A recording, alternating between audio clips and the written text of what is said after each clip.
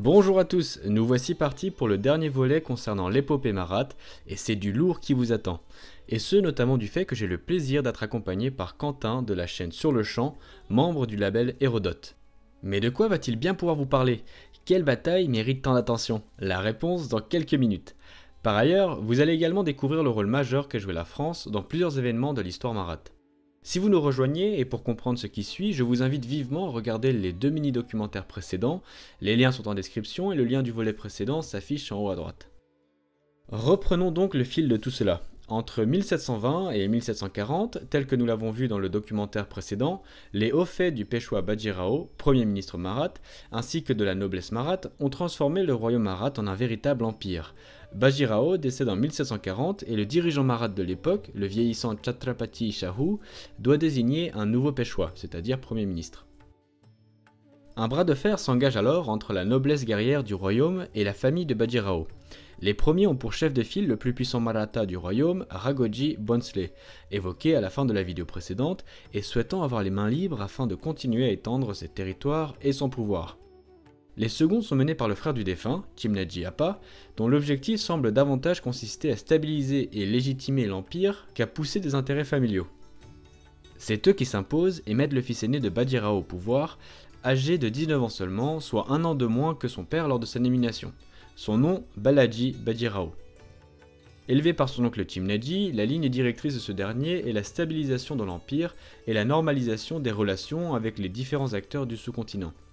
Mais il doit durant tout son règne gérer des situations dignes de Game of Thrones. Il défait des complots contre sa personne ainsi que celle du Chhatrapati, dont le plus marquant est l'œuvre de Tarabai, l'ancienne régente marathe de 1700 à 1707, qui n'est plus toute jeune mais n'a nullement perdu de son caractère. Toujours alerte, la Marathe exploite la santé mentale et physique déclinante du Chhatrapati Shahu, dont l'unique héritier vient de décéder, afin de faire adopter un jeune homme qui est, selon ses dires, le petit-fils caché du Chhatrapati Rajaram. Pour vous rafraîchir la mémoire, il est le successeur de Sambhaji et fils de Shivaji, fondateur de l'Empire Marathe. Ce personnage aux origines brumeuses et semblant sortir du chapeau comme un lapin, deviendra bien le Chhatrapati à la suite de Shahu, mais échappera d'une part au contrôle de Tarabai, qui voulait s'en servir pour évincer Balaji, et diriger l'empire avec sa marionnette, mais qui se retrouve enfermé, et le Chhatrapati n'aura par la suite dans les faits plus qu'un rôle de représentation, et ce sont les Peshwas qui seront dans les faits, comme les maires du palais du temps des Mérovingiens en France, les dirigeants de l'empire. Un joli retour de flamme. Alors qu'il doit gérer tout cela et se débrouille plutôt bien, Balaji doit également au cours de son règne composer avec une grande agitation de la noblesse marathe, qui mène des campagnes de pillage et de conquête au mépris des traités signés par l'Empire avec ses voisins, et qui ne lui obéit qu'une fois contrainte par la force, lorsque ce n'est pas l'inverse qui se produit, comme ce fut le cas notamment lors du serment d'allégeance de deux grands nobles marathes qui se sont rendus à la capitale avec leur armée, et en sont repartis avec des concessions du Peshwa quant à leur autonomie, laissant peu de doute sur le bon coup de pression qu'ils ont dû appliquer sur le jeune homme. Les actions désordonnées des seigneurs marathes qui s'ensuivent ont pour conséquence la détérioration des relations de l'Empire avec la quasi-totalité de ses voisins. Ainsi, certains d'entre eux, dont Raghojee Bhonsle est l'un des plus redoutables, vont traumatiser des régions entières, dépassant dans certains raids le simple pillage et s'autorisant de terribles exactions, en particulier dans le Bengale. Néanmoins, malgré ces difficultés, le Peshwa parvient, après des débuts difficiles, à reprendre la main et le règne de Balaji verra la prospérité du territoire historique du Maharashtra, qu'il gère en grande partie d'abord officieusement, puis officiellement en souverain à partir de 1750, rendant ainsi la position de Peshwa quasiment héréditaire et faisant de ce dernier dans les faits un seigneur, en plus de devenir le dirigeant effectif de l'Empire, comme je vous le suggérais plus tôt. Les puissances européennes, quant à elles, se mêlent peu à peu à la danse, profitant du chaos généré par l'expansion rapide des Marathes et la déstabilisation des États que ces derniers affrontent ou pillent. Les Marathes vont prendre l'ascendant au point de faire de l'Empire moghol leur vassal, et ce à plusieurs reprises durant le règne du Peshwa Balaji, tout cela étant entrecoupé de soulèvements et d'invasions étrangères. Par ailleurs, les Français atteignent à partir de 1754 leur apogée en Inde, leur influence surpassant à ce moment-là de loin celle des Britanniques, notamment grâce au gouverneur Dupleix et au général de Bussy-Castelnau.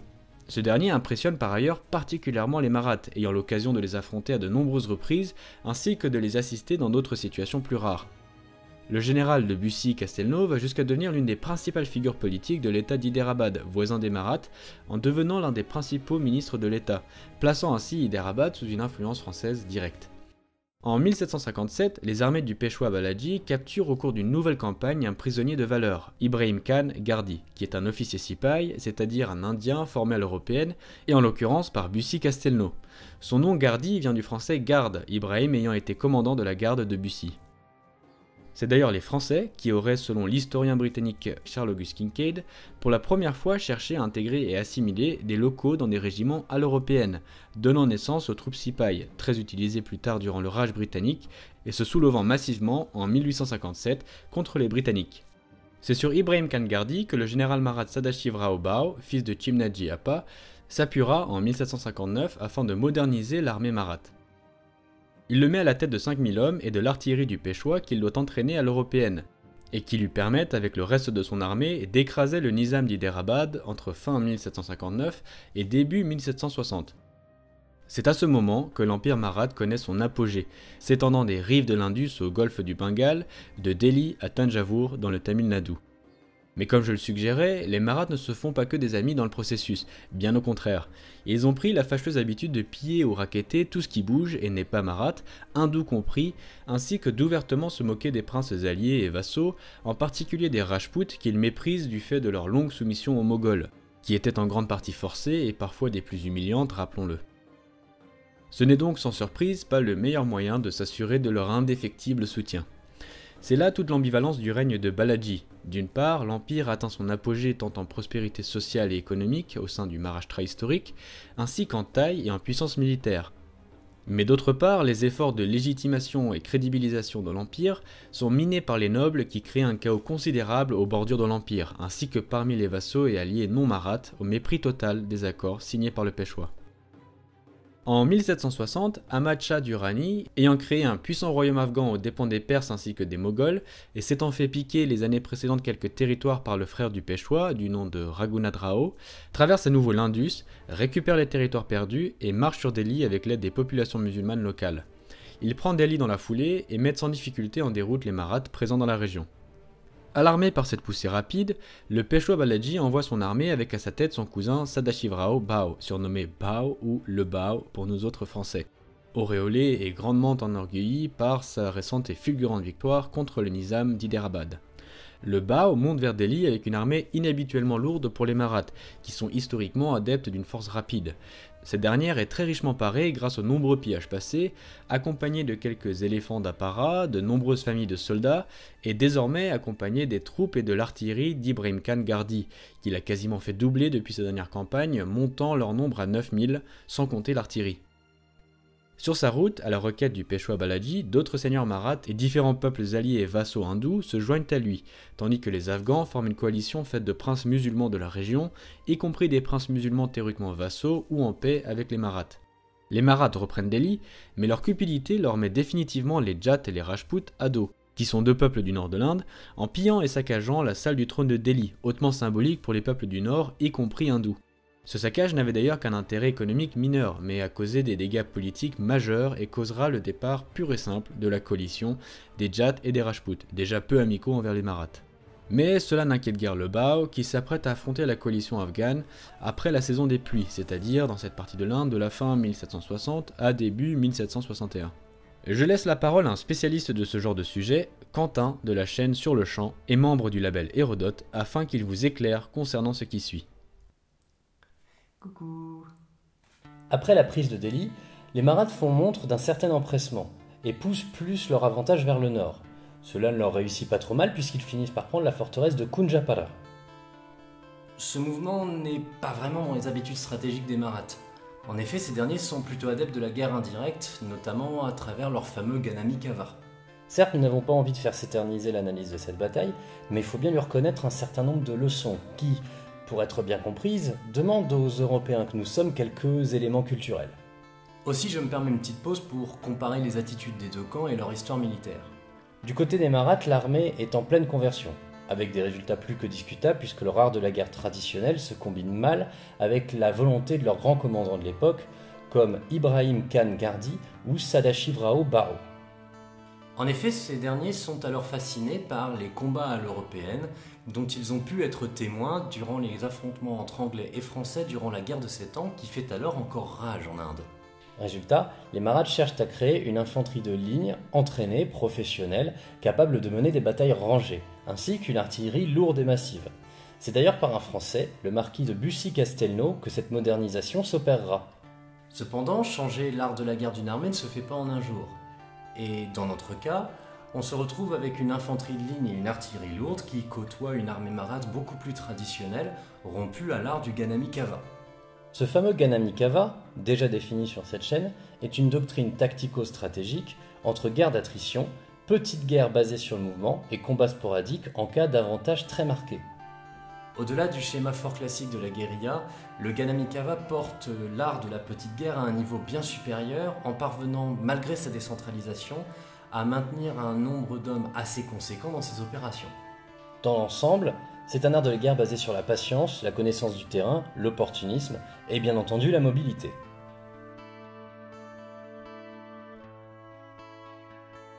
L'emploi de la poudre y restait limité, les canons et fusils de l'époque étant encore trop lourds et trop peu fiables. Ainsi, l'armée est composée de 9000 fantassins de ligne, 200 canons lourds et 40 000 cavaliers dans la majorité irréguliers. Il y avait des éléphants effectivement présents, mais leur emploi était tellement marginal qu'ils ne vont pas nous intéresser ici. Et je peux d'ores et déjà vous dire que leur interaction est tout sauf naturelle, mais nous aurons le temps d'y revenir en parlant de la bataille. Nous pouvons reprendre. On en était où? Les Marathes ont pris la forteresse de Kunjapara au nord de Delhi, et les Afghans sont à l'est, de l'autre côté du fleuve Yamuna. Ah oui. La chute de leur forteresse est une très mauvaise nouvelle pour les Afghans. Leur armée est alors engagée de l'autre côté du fleuve Yamuna. Mais leur chef, Ahmad Shah Durrani, est dynamique et prend une décision rapide. Il tourne les talons et traverse le fleuve au niveau de Baghpat. Les Marathes n'ont pas pris la peine de surveiller ses mouvements et se trouvent alors coupés de Delhi et donc de leur ligne d'approvisionnement. On notera que les Afghans sont également privés du soutien logistique de leur pays, les Marathes étant entre leur armée et leur territoire. Dans cette situation, les deux armées sont dans les faits piégées. Et c'est finalement la capacité des uns et des autres à vivre sur la campagne et à effectivement intercepter les convois ennemis qui fait la différence. Et si Afghans et Marathes se regardent en chiens de faïence, il y a un des deux camps qui est dans une situation bien plus précaire. En effet, les Marathes se sont engagés pleinement dans une campagne d'invasion et avaient pris avec eux plus de 200 000 civils, des pèlerins et des membres de familles de soldats notamment. Ces derniers ralentissaient énormément l'armée, ce qui est déjà à l'opposé de la doctrine du Ganami Kava, mais ils étaient également des bouches supplémentaires à nourrir, ce qui peut s'avérer être un problème notable en cas de rupture logistique. Ajoutez-y la mort dans une embuscade du général Marat en charge de cette logistique, quelques prises bien juteuses par les Afghans et une incroyable capacité à se mettre à dos tous les alliés potentiels de la région, et vous obtenez une armée Marat affamée en un mois. Le 14 janvier 1761, les Marathes décident de mener bataille plutôt que de se laisser mourir de faim. Leur espoir est de traverser la ligne afghane et de rejoindre Delhi, là où leur approvisionnement sera assuré. Mais avant de vous parler du déroulement de ce qu'on appellera la troisième bataille de Panipat, il est temps que je vous parle de l'armée afghane.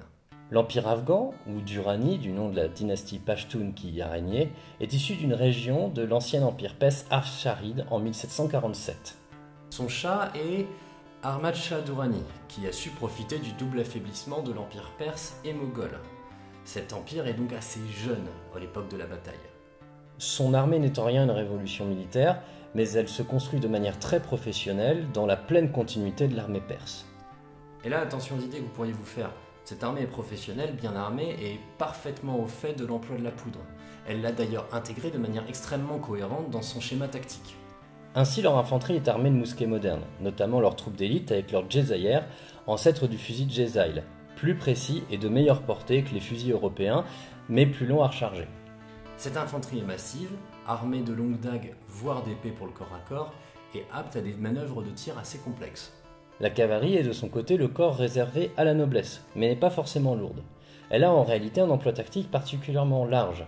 Charge, combat au corps à corps, harcèlement, elle intègre également deux notions qui sont très utiles. D'un côté, la possibilité de descendre de cheval pour former une infanterie lourde mais mobile capable d'intervenir sur les points chauds, et de l'autre une cavalerie armée de mousquets pour harceler et perturber les formations adverses de loin. Enfin, et à l'opposé des Marathes, les Afghans optent pour une artillerie particulièrement légère et mobile. Leur canon caractéristique leur vient des Perses, c'est le Zamborak. C'est un canon léger à dos de chameau, capable d'opérer rapidement et au tir antipersonnel. Quand je parle d'intégration tactique, c'est bien parce que l'armée afghane est au fait de l'emploi de chacun de ces éléments. Si elle n'a aucune capacité, ou presque, de tir à longue portée, elle a une puissance de feu démesurée à courte portée. Bref, pour la bataille, on compte 41 000 cavaliers, 30 000 fantassins plus 10 000 en réserve et 130 canons, majoritairement des Zamburak et quelques canons de campagne un peu plus lourds. L'avantage est donc clairement du côté afghan. Et le jour de la bataille, on sent dès le début toute l'ambiguïté que les Maraths ont envers leur tactique. S'ils se déploient sur une échelle très large, ce qui avantage leur cavalerie massive et propre au harcèlement, ils vont mener la bataille sur un front de 12 km. En Europe, se déployer sur plus de 10 km à l'époque était considéré carrément comme une hérésie. Dans le même temps, ils veulent employer à plein régime leur artillerie lourde, ce qui fixe une bonne partie de leur déploiement et les rend beaucoup plus fixes.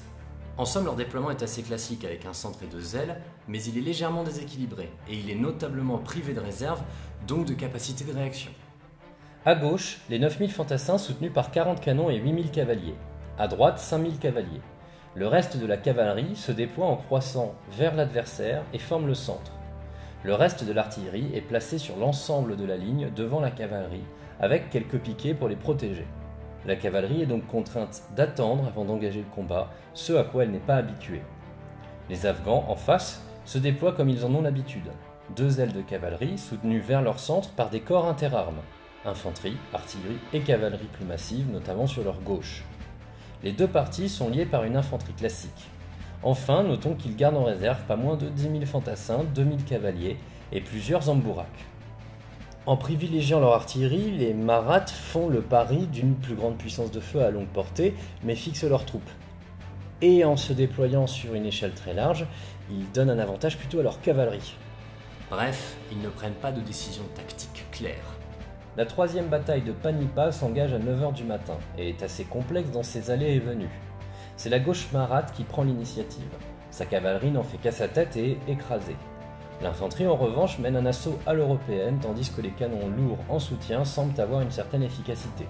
Cependant, les Afghans reprennent pied, notamment grâce à la plus grande qualité de leurs fusils. Contrairement aux idées reçues, les fusils afghans étaient de meilleure qualité que les fusils réservés aux infanteries à l'européenne. En effet, ces derniers trouvaient leur véritable force dans les doctrines de feu, par exemple les volets, ou dans une plus grande capacité manœuvrière et une très grande discipline. Mais là, les Maraths n'ont pas l'expérience nécessaire.